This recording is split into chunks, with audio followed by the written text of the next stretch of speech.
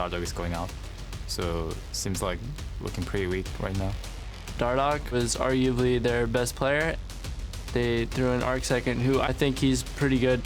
My teammates have been working the whole season to try to earn this opportunity, so I'll try to do my best and not let them down. We're so close to the final ticket to Worlds. Our general mindset right now is just improve as much as we can to see how far we can go in the gauntlet. One step at a time. Let's just beat Envy first. 솔직히 말해서는 이길 수는 있을 것 같아요. 3대0 아니면 3대1.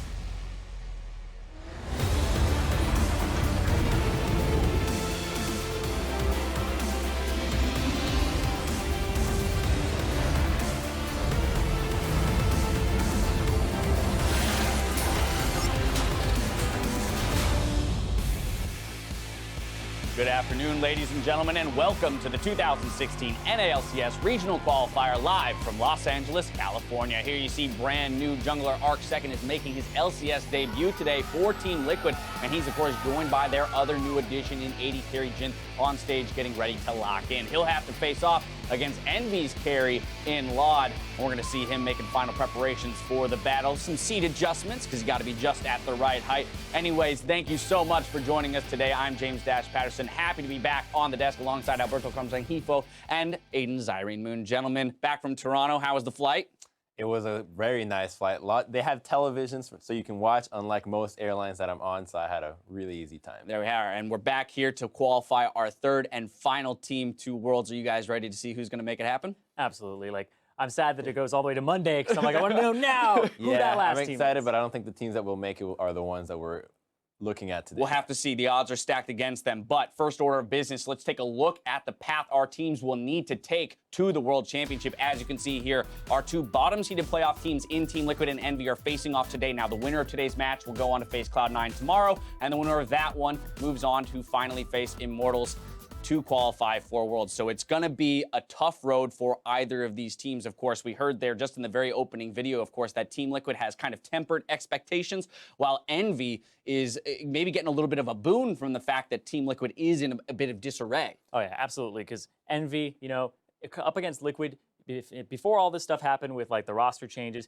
you would think that Liquid are the favorites coming into it. Now, Envy are definitely the favorites coming into it against Liquid, who have a substitute jungler who has never played jungle before professionally in any capacity. I mean, the guy, Arc Second, is #1 on the ladder, but as a mid laner.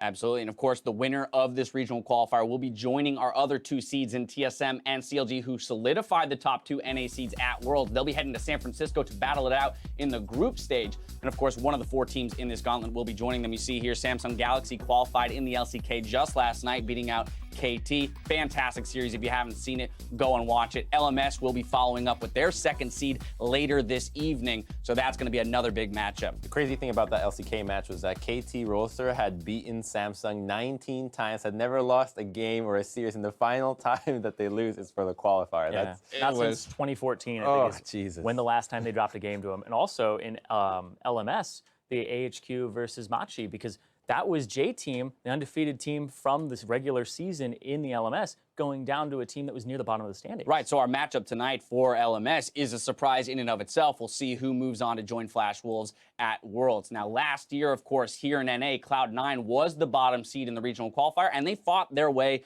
through it all. 5-game series across the board, and they make it as the third and final seed. So one has to look at a matchup like this and say, hey, well, it is possible. But this year's gauntlet run, in a way, is a lot tougher, given who waits for you in the next 2 rounds. Yeah, Cinderella stories don't happen that often. Yeah, if they happen every year, they're not Cinderella stories, right? Exactly. And I mean, I can't think of a better setup if it does happen, because that's true. Cloud9 and Immortals, you have to go through the teams that finish 2 and 3 in the playoffs. There is not a harder gauntlet that you could possibly have to run. Yeah, it's a very good point. As CLG did secure that second seed due to points, whereas most people would say they may be the 4th strongest team in the region in terms of current power level, that means you're facing off against, the guys that went up against TSM in the finals, then Immortals, who kind of smashed that third place matchup. So it's not a position that I want to be in, is the position of either of these two teams, aside from the fact that they still do have a shot. Now, the World Championship is the destination for one of the teams in the Gauntlet run. Now, if you want to join them, your opportunity to grab tickets is open again